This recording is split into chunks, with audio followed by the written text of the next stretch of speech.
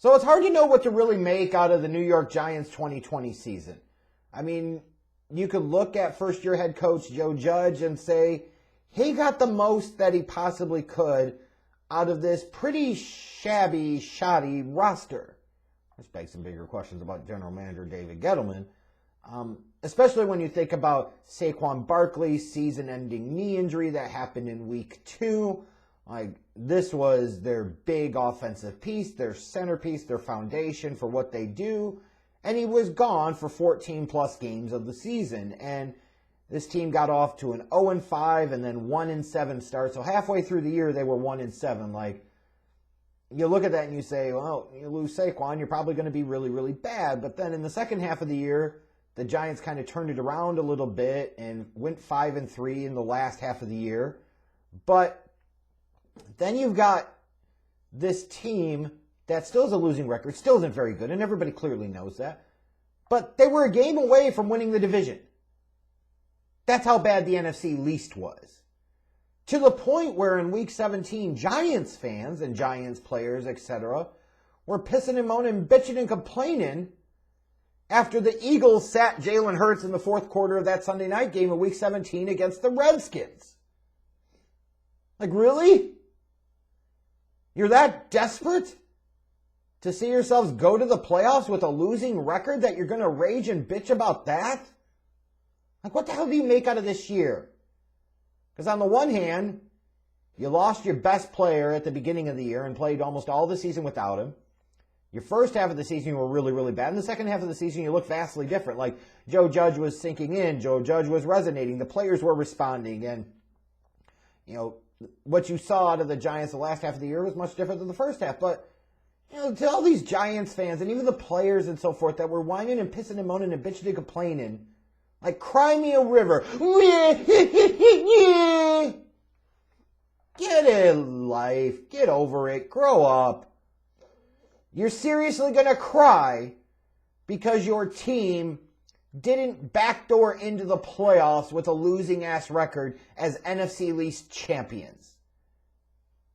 Like, number one, why would you feel any pride in making the playoffs with a losing record? Number two, why would you want to sit there and make the playoffs and screw up your draft position as it is when you know you're not going to go to the playoffs and win a game? I mean, come on, be realistic. Get a clue.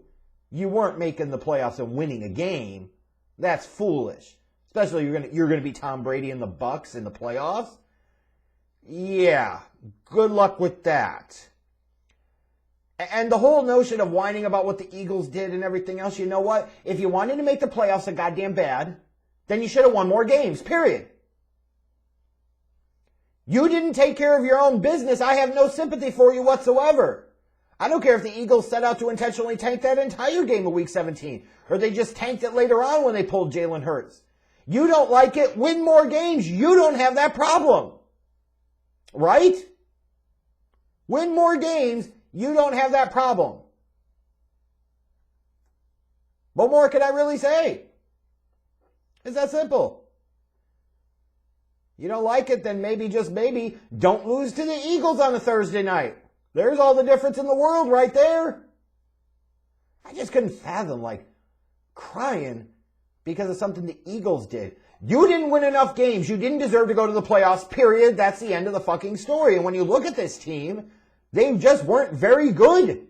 Offensively, Daniel Jones stinks. I don't know why the hell the Giants are going to continue to tie themselves to him. He had less than 3,000 yards passing. He had 11 touchdown passes, 16 turnovers. Like, it's more of the same of Daniel Jones. Like, he has not looked that good at all. Like, why would you have any faith or confidence in him? And did you really want to go to the playoffs this year and have Daniel Jones get exposed like he would have? Please. I still don't know how the hell Evan Engram was a Pro Bowler. They were towards the back of the pack, like almost last in the league in total yards gained per game. They had 9 games where they scored less than 20 points. Like, this team stunk. Their defense certainly got better as the year went along. They got a huge 11.5 sack season out of Leonard Williams, and they had 9 games where they allowed 20 points or less defensively, which in theory sounds great, but in today's NFL, you're winning with offense.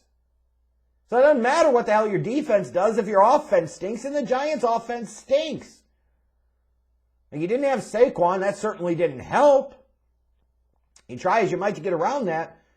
But if you lose one player that's not your quarterback and your offense dips that significantly or plays that poorly, then you have much bigger notable issues than you want to let on or believe. And just having one player screw it all up, that's really, really bad.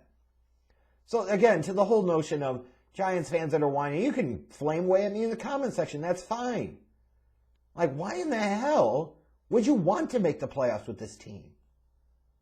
Why in the hell would you feel any sense of pride of making the playoffs with a losing record? Why, oh why, would you focus on what somebody else did when your own team did not control their own destiny ultimately because they lost too many games? That's what you should be focusing on. That's what you should be complaining about. That's what you should be harping on. Not something about what Philadelphia did in Week 17. That's stupid. The only people for the Giants to blame in this case are the New York Football Giants, and I feel absolutely no sympathy for them. You want to go to the playoffs, then win enough games to actually deserve to go there. That's simple. So now you go into an offseason where it's likely the Giants are going to give Daniel Jones another year, and maybe they're in a position where they feel like they have to, although I don't know why. You're close up against the salary cap, so you've got guys like Leonard Williams you got to figure out. You assume probably franchise tag him, so what other moves are you going to have to make? How are you going to get creative and improve this team? Because this team's got a long way to go. They are not a good team. So I'm kind of surprised Dave Gettleman's back. Like, this has not been good the past few years. I would say to the credit of Joe Judge, though, and the team, I think they performed at the absolute best level that you could have possibly imagined with this roster, especially when Saquon Barkley went down. But they still stunk. They played much better the second half of the year, I will grant you.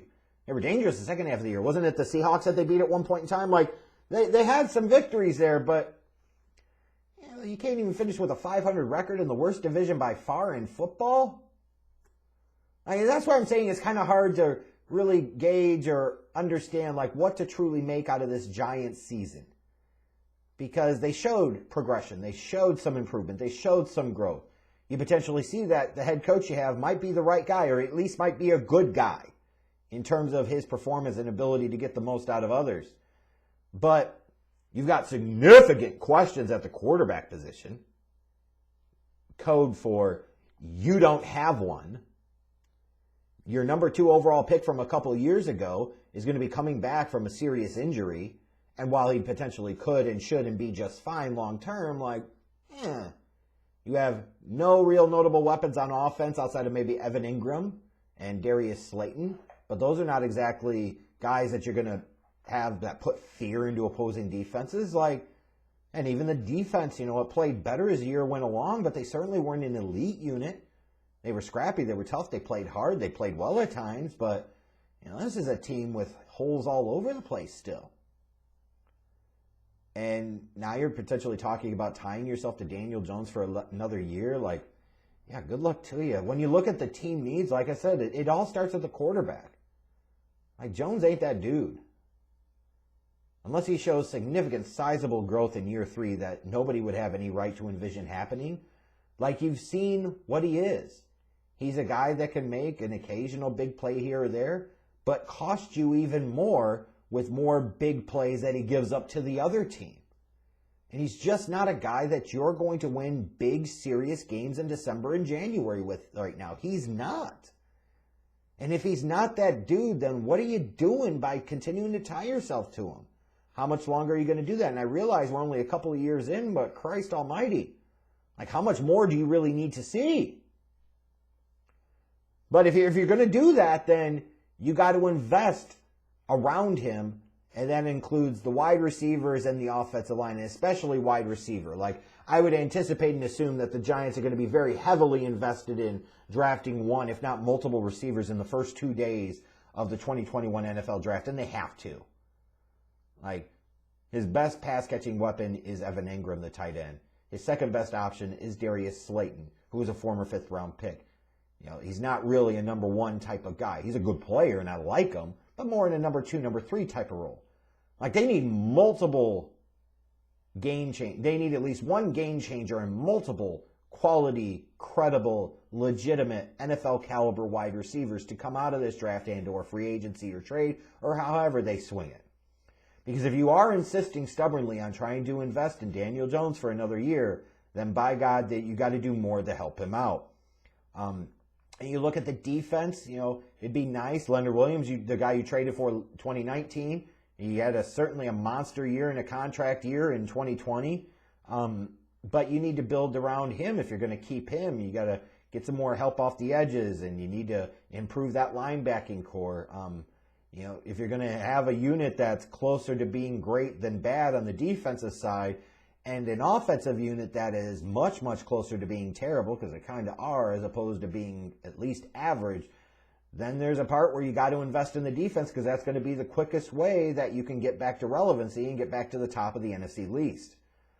This Giants team, like I said, it's hard to make out what to think of their 2020, and it's hard to really make out what to think of them going forward. If they got Daniel Jones to take a big step forward in 2021, like a lot of what you talk about or think about with this Giants team changes dramatically. But if that doesn't happen, it's going to get ugly there, and it's going to get ugly very quickly.